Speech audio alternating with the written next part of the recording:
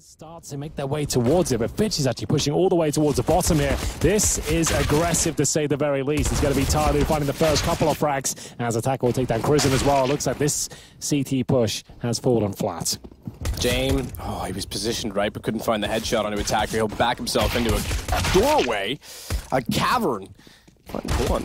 That's all he got with it, though. Kiekert's going to add to that on the other side of the map by getting somebody, but all that really does is to confirm that there's no one else on B. He knows that anyway. He's the only one left alive as he pushes down through middle, and bomb is already planted at the A sites.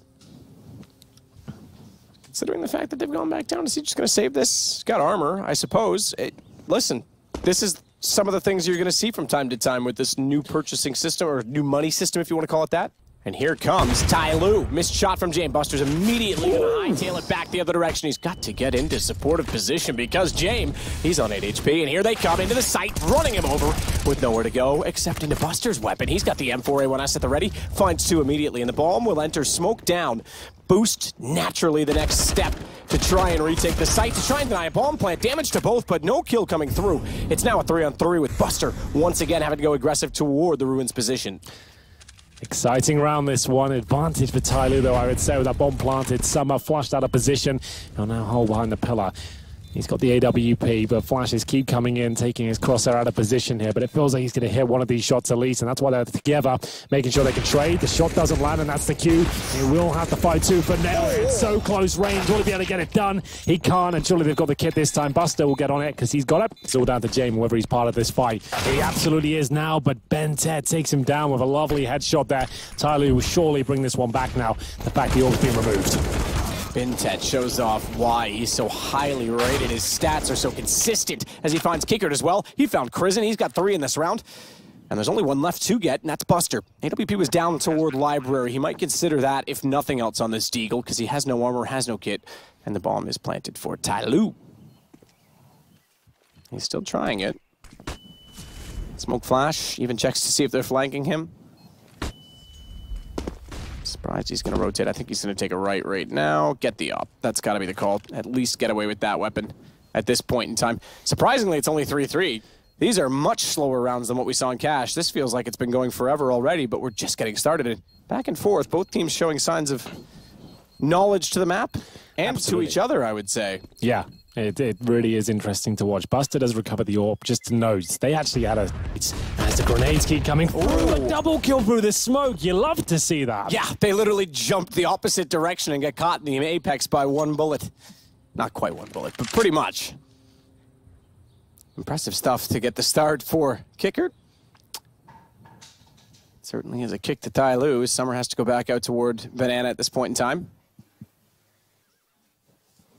You mentioned Bintet's stats, not only just in this, I think now he's third because Simple's, believe it or not, last week, for those of you who don't know, last week in London, even though it was a smaller event, Simple's stats and that alone meant that he surpassed Zontares after years of Zontares being at the top to be the highest rated player on HLTV. That is even more impressive when you consider that Zontares for a long time was playing against Tier 2 opposition. Simple's been playing Tier 1 for much longer and still was increasing. But behind them in third was Bintet. I'm not sure if he's still there. I think he is. He's been pretty high up for a long period of time. Similarly, he's playing against most of the Asian region, but still impressive. It says the individual skill is certainly there. As Bintet, speak of, takes down Fitch. Aware they're so close towards that library position. Fitch certainly is. And he had 8 kills before this round, now up to 10. It looks like it is going to be a 10-5 half. Execura, nothing to do here, map. Galil in hand, 5 versus 1. Padding stance at this point, I'm afraid, as he'll wait for mistakes to be made. Execure it will indeed. Just hope for the best, really. A positive man nearly did read it. Well, he did read it. It was Avangar that pushed down middle before, but it looks like somebody's absolutely done for here. Easy shot, and it will be Buster to pick it up. They can just slow things right down now. See what the reaction is. See what's coming through. It's Bintet with a headshot towards B. Somehow takes down Fitch. I think he was aggressive as usual, alone, taken down by the USB. Maybe a little bit too carried away with his performance.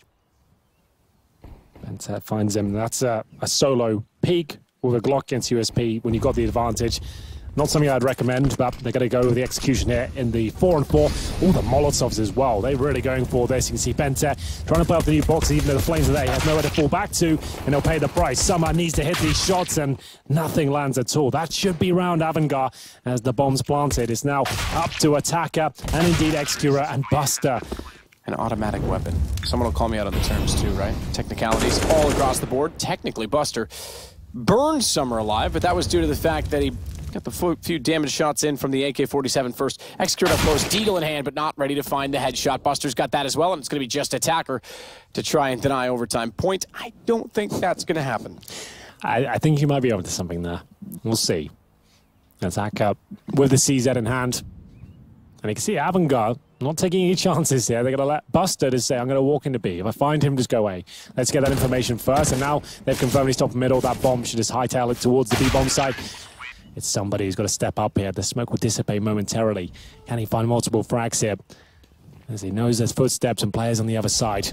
It's the first kill for Attacker. And smoke himself preemptively, knowing the Molotov's coming his way. Good push through the smoke by somebody. Times it so well. He's got 3. A single Molotov slows down the push. 25 seconds. They still won't back off. The rotation comes back around from Summer. He gets towards CT just now. And Execute's gone away from Coffin's pillar position with the AWP. That's a decent find for one. Goes to the right for the second. Kicker thought he was safe and his teammate would help him out. James finally gets the shot back now, but it's still a 3-on-3. There was a gap in the smoke, and now has a chance to deny the plant. Might as well go for it now. I think he's done enough. He has. Summer goes through with 3 seconds remaining. He makes sure there's no chance that bomb goes down.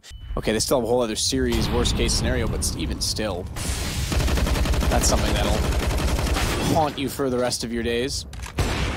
Somebody takes down Kicker. Buster. We got Vintet. We're sitting 4 aside, and Buster's on 11 HP. This is aggressive from somebody.